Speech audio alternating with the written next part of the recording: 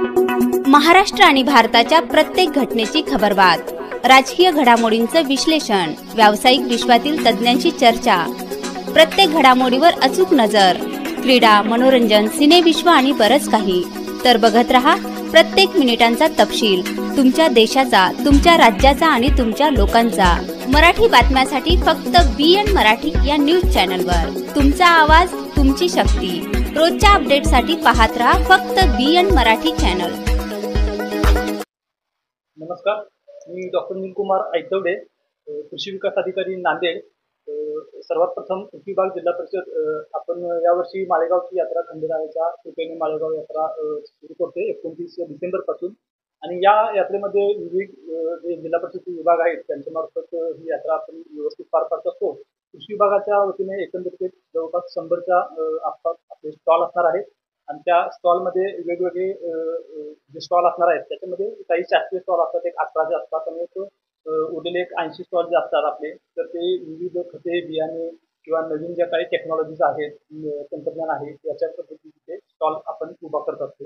वेगवेगळे जे परत FPO असतील, फार्मास्युटिकल कंपनीला सुद्धा आपण 1-2 स्टॉल यावेळी देणार आहोत.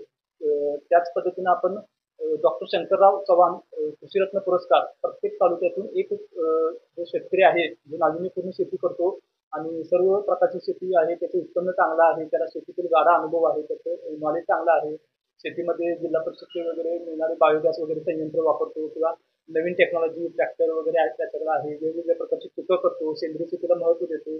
अशा पद्धतीचे जे शेतकरी आहेत अशा तालुक्यातून एक शेतकरी आपण त्यासाठी निवडतो.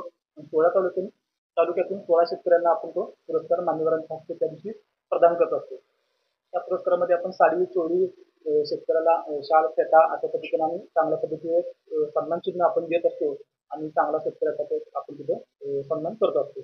त्याच पद्धतीने आपण कृषी प्रदर्शनाच्या माध्यमातून वेगवेगळे फळे, भाजीपाला पिके, मसाला पिके याच्यामध्ये आपण बक्षीस ठेवत असतो आणि त्यामधून शेतकऱ्याला 4,000, 3,000 आणि 2,000 अशा पद्धतीचे आपण रक्कम बक्षीस स्वरूपात देऊन त्यांना विविध पीक घेण्यासाठी प्रोत्साहन देत असतो.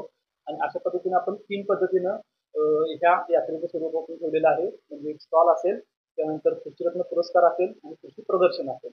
आणि याच माध्यमातून जे आपण तिथे स्टेज आणि खुर्च्या वगैरे अरेंज केलेल्या आहेत त्याच्यामधून आपण वेगवेगळे शेतीसाठी ज्या काही योजना असतील शेती विभागाच्या, कृषी विभागाच्या किंवा स्टेट डिपार्टमेंटच्या आणि जिल्हा परिषदेच्या त्या सर्व योजनांची माहिती आपण तिथून आलेल्या शेतकऱ्यांना देत असतो. अशा पद्धतीचे यावेळी आपलं नियोजन असणार आहे.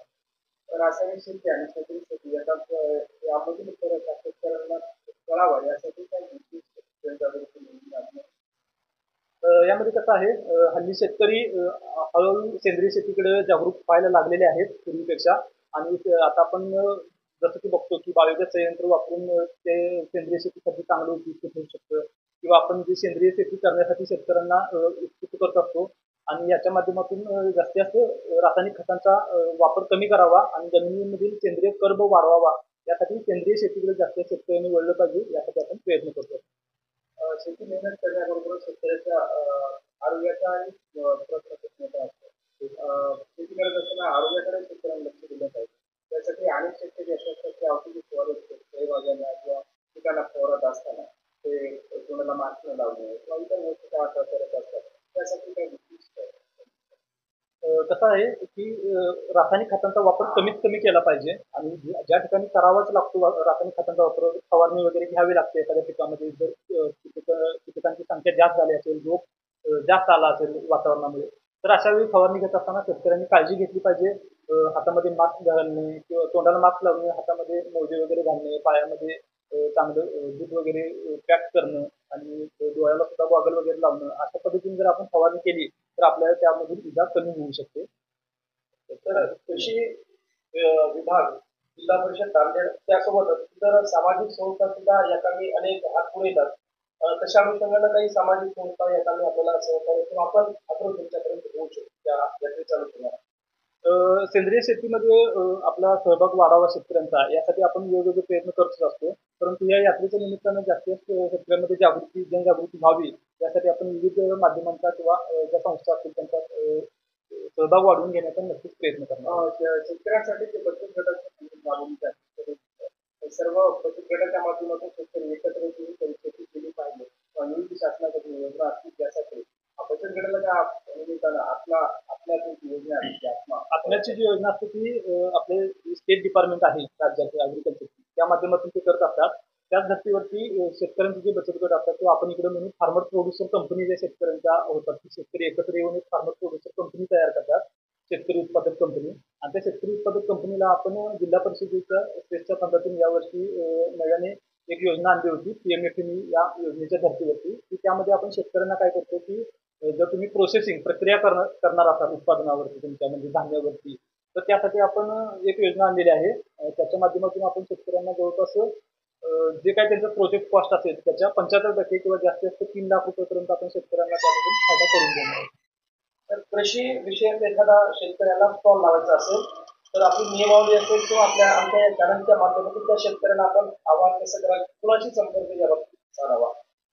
कृषी विभागामार्फत जे स्टॉल असतात दरवर्षी ते सर्वांनाच ओपन असतात आणि जवळपास आपण 100 पर्यंत स्टॉल करत असतो दरवर्षी.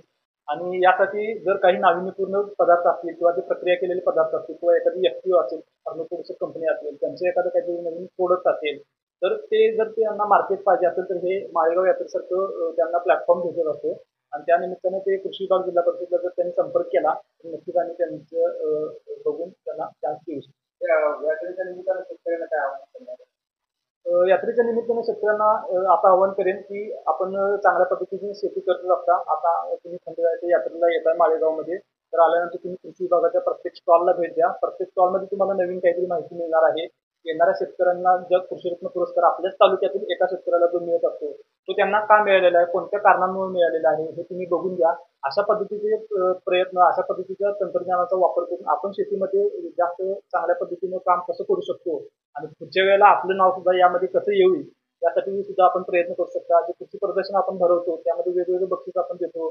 चांगल्या पद्धतीचे जे शेतीची पिकं आहेत आणि ते उत्पन्न लोकांनी शेतकऱ्यांनी कसं काढलेलं आहे ते सुद्धा तुम्हाला तिथे बघायला मिळू शकतं. आणि याच्यामधून तुम्हाला एक प्रेरणा किंवा एक उत्साह चांगल्या पद्धतीचा मिळून तुमच्या शेतीमध्ये ते पुढच्या वेळी येऊ शकतं.